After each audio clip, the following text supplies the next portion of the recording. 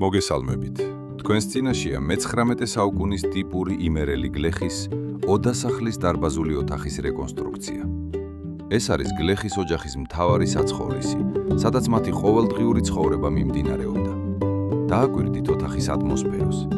ის არის თბილი, სავსე სიძველითა და შრომის განწყობით. კედლები და ჭერი ბუნებრივი ხის მასალითაა აგებული. ჭერი მაღალია, ხის ძელებით შეკრული. სახურავი ისლის მცენარისგანაა დამზადებული. ეს სტრუქტურა კარგად ეგუებოდა იმერეთის ტენიან კლიმატს.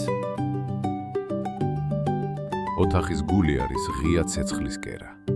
კერა არ იყო მხოლოდ საჭმლის მომზადების ადგილი, არამედ ოჯახის სიმბოლური ცენტრიც. ცეცხლზე, რკინის ჯაჭვზე კიდია სპილენძის ქვაბი, კერის ირგვლივ ალაგია კეცები. აქ ტრადიციული იმერული კერძები მზადდებოდა. სახლის ინტერიერში ჩანს სამზარეულო სხვა ნივთებიც: ხის გობები, ჯამები, ხონჩები, ქვაბები, ქოთნები, თეფშები, ხელადები და სხვა. კუთხეში განთავსებულ ხის თაროებზე დგას სპილენძის თუნგები და თიხის დოქები, წყლის, ძმრის, ღვინის და არყის შესანახად. იმერელი გლეხის ოჯახის საკვები მრავალფეროვნებით გამოირჩეოდა: ღომი, ცერცვი, ოსპი, სიმინდი, ლობიო, სოიო, თაფლი, ყურძენი და სხვადასხვა ხილი, რძის პროდუქტები, თევზეული, საქონლისა და ფრინველის ხორცი, ნანადირევი. იმერეთი ცნობილია თავისი მევენახეობითა და ღვინის კულტურით. მევენახეობის პროდუქტებს და ღვინოს უდიდესი მნიშვნელობა ენიჭებოდა სასოფლო-სამეურნეო პროდუქციაში. იგი არა მხოლოდ საშინაო მოხმარების, არამედ ყიდვა-გაყიდვის საგანსაც წარმოადგენდა. დარგის საყოველთაო განვითარების გამო ქართველი კაცის ოჯახში მევენახეობა მეღვინეობის ინვენტარს გამორჩეული ადგილი ეჭირა და დიდი მრავალფეროვნებით გამოირჩეოდა.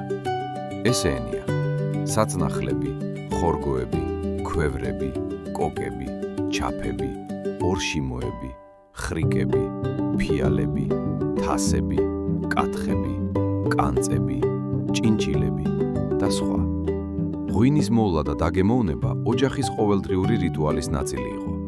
მარცვლეულისა და სხვა პროდუქტის შესანახად გამოიყენებოდა ხის მასიური კოდები, თიხის დერგები, წყნელისგან დაწნული გოდრები და კალათები. კერის გვერდით დგას დაბალი, ოთხკუთხედი ტაბლა, რომლის გარშემოც ოჯახის წევრები საკვების მისაღებად იკრიბებოდნენ. ტაბლას ირგვლივ უბრალო დაბალი ხის სკამებია განლაგებული. კედელთან დგას სკამლოგინი, სადაც უფროსები ან ბავშვები ისვენებდნენ. საწოლის გვერდით მოთავსებულია ფარდაკი, მასზე ჩამოკიდული ჩოხით, რომელიც წარმოადგენდა მამაკაცის ტრადიციულ გამოსასვლელ სამოსს. იმერელი გლეხის ცხოვრება მჭიდროდ იყო დაკავშირებული როგორც ქრისტიანულ, ისე უძველეს წარმართულ რწმენა წარმოდგენებთან. მაგალითად, სკიურის დეტალებზე შეგიძლიათ იხილოთ წარმართობის დროინდელი სიმბოლოები ბორჯრალოების სახით. თაროზე კი დაინახავთ ვაზის ტოტებისგან შეკრულ ჯვარს, რომელიც გამოიყენებოდა როგორც რელიგიური ცერემონიებისთვის, ისე სუფრის დასალოცად. ხოლო კუთხეში მოთავსებული ბადე ინტერიერის გამორჩეულ დეტალს წარმოადგენს.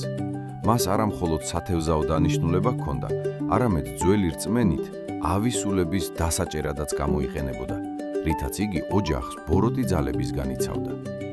ეს დიორამა ნათლად გვიჩვენებს, თუ როგორ ერწყმოდა ერთმანეთს იმერელი გლეხის ყოველდღიური შრომა, საოჯახო ცხოვრება და ტრადიციები.